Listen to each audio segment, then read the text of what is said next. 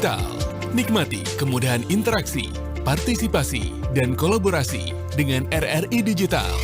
Interaksi, dengar dan saksikan siaran langsung kami, daftarkan akun Anda, dan mulailah berinteraksi di setiap program dan konten kami. Partisipasi, kreasikan konten Anda berupa berita, podcast, vlog, film, musik, dan playlist.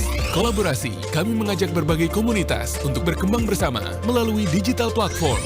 RRI Digital kini juga menghadirkan terobosan baru, workspace platform, dan online learning platform dengan fasilitas-fasilitas unggulan, monitor impact and outcome, meeting online, video conference, dan library.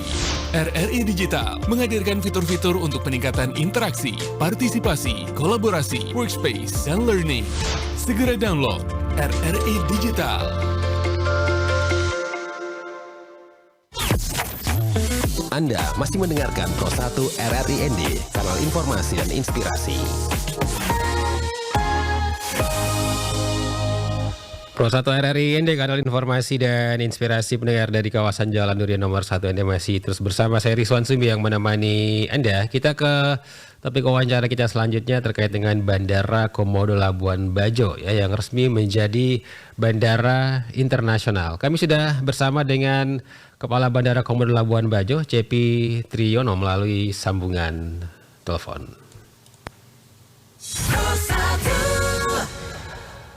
Assalamualaikum, selamat pagi Pak Cepi. Waalaikumsalam warahmatullahi wabarakatuh. Selamat pagi Pak. Ya. Salam sehat. Salam sehat, baik. Pak Cepi, Bandara Komodo Labuan Bajo ini resmi begitu ya, ditetapkan sebagai bandara internasional. Ini bisa disampaikan dulu dasar keputusan dari penetapan Bandara Komodo jadi bandara internasional ini seperti apa Pak Cepi? Baik, pada kesempatan ini yang dapat saya sampaikan kepada rekan-rekan para pemirsa atau para pendengar RRI bahwa Bandar Udara Komodo Labuan Bajo sekarang sudah ditetapkan menjadi Bandar Udara Internasional melalui Keputusan Menteri Perhubungan Republik Indonesia Nomor KM 31 Tahun 2024 tentang penetapan Bandar Udara Internasional. Terkait dengan hal tersebut juga bahwa ini adalah sebagai tonggak dan ini adalah sebagai pemicu kita untuk tetap mengedepankan pelayanan yang terbaik ke depan karena kita menjadi salah satu pintu kedatangan dan keberangkatan yang terhubung langsung Indonesia dengan dunia luar. Oke. Baik, dan setelah ditetapkan jadi bandara internasional, gitu, ada ketentuan-ketentuan tidak nih yang memang yang harus diikuti begitu Pak Cepi? Baik, dalam kesempatan ini yang dapat saya sampaikan bahwa ada kewajiban-kewajiban yang harus kami lakukan setelah dilakukan penetapan bandara menjadi bandara internasional.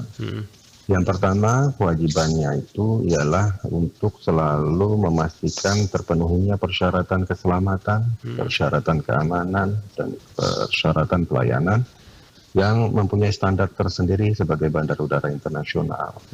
Oleh karena itu, saya harus berkoordinasi juga dengan direktorat teknis terkait yang ada di kantor pusat untuk dapat melakukan evaluasi-evaluasi apa-apa saja yang sudah memenuhi standar dan apa-apa saja yang harus kami lakukan perbaikan dalam waktu yang relatif singkat.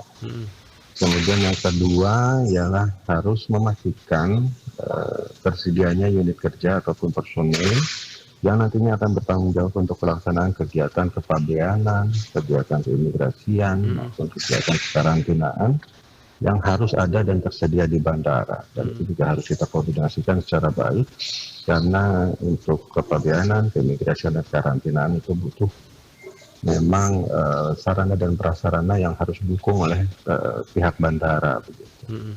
Dan yang terakhir adalah untuk selalu berkoordinasi demi terlaksananya kelancaran dan ketertiban pada bandar udara yang sekarang sudah ditetapkan menjadi internasional melalui komite fasilitasi atau komite FAL bandar udara yang melibatkan seluruh stakeholders yang ada di bandar udara sehingga terciptanya lingkungan yang tertib dan aman sesuai dengan ketentuan peraturan dan prosedur undang-undangan terutama dalam undang-undang penerbangan.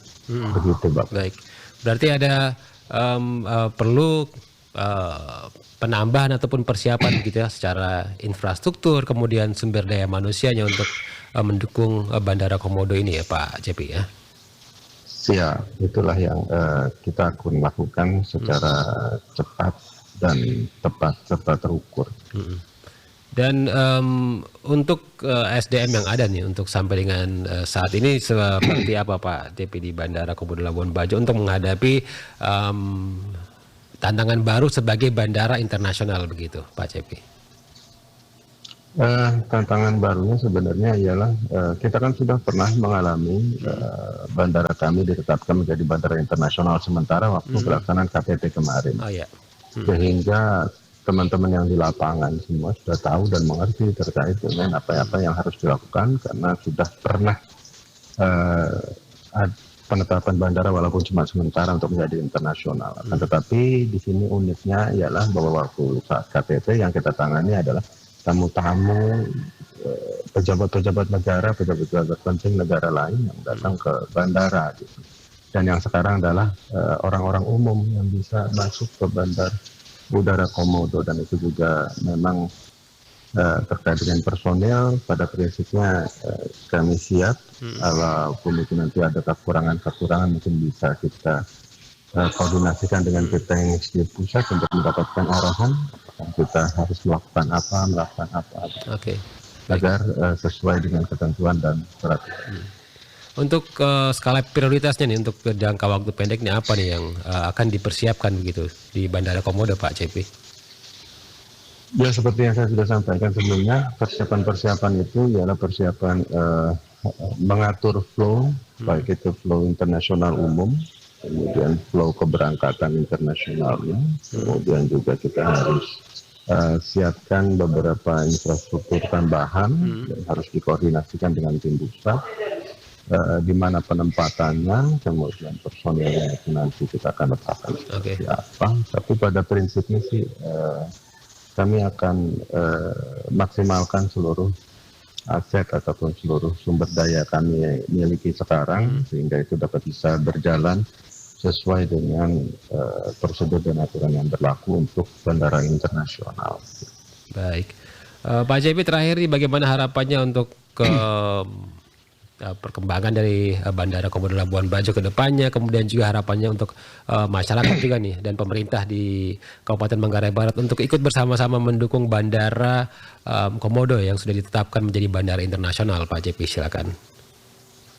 Baik, terkait dengan hal ini adalah salah satu tonggak sejarah baru bahwa Bandara Komodo sudah ditetapkan menjadi bandara internasional, di mana ini adalah salah satu upaya negara atau salah satu ketentuan dari lanjutan arah-arah kebijakan di mana wilayah Labuan Bajo pada khususnya adalah sudah ditetapkan menjadi daerah DPSP, daerah pariwisata super prioritas. Dan ini adalah lanjutan dari langkah-langkah ke depan sehingga masyarakat diharapkan untuk mulai bersiap-siap, mulai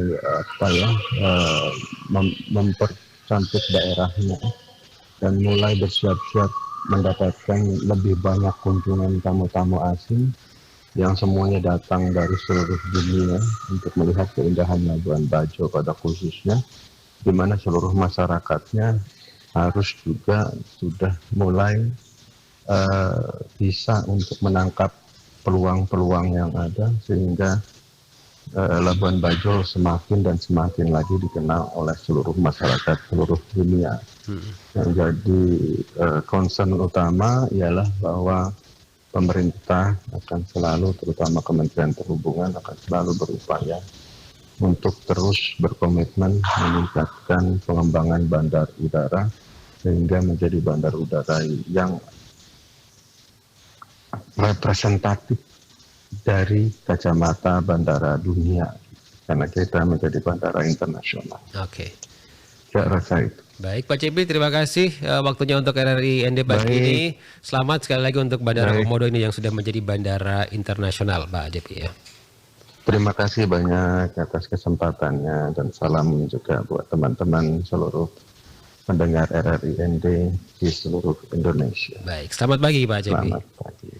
Selamat pagi. Ya. Pendengar, demikian wawancara kami bersama dengan Kepala Bandara Komodo Labuan Bajo ya terkait dengan Bandara Komodo Labuan Bajo yang sudah resmi begitu ya ditetapkan menjadi bandara internasional oleh Kementerian Perhubungan, dan ini juga kabar yang menggembirakan tentunya untuk kita semua warga Nusa Tenggara Timur ya, dan kita harapkan ini semakin terus berkembang begitu ya dengan ditetapkannya Bandara Komodo Labuan Bajo. Ini bukan hanya Labuan Bajo saja yang bisa menikmati perkembangannya, tapi juga ini dirasakan oleh seluruh wilayah di Nusa Tenggara Timur begitu pendengar. Kami akan hadirkan ke ruang dengar Anda pendengar saat lagi Warta Berita bersama Pro 3 RRI tepat di pukul 8 nanti, dan setelah itu kami masih akan terus kembali menemani Anda di Forata pagi ini. Tetap terus bersama Pro 1 RRI ND, kanal informasi dan inspirasi.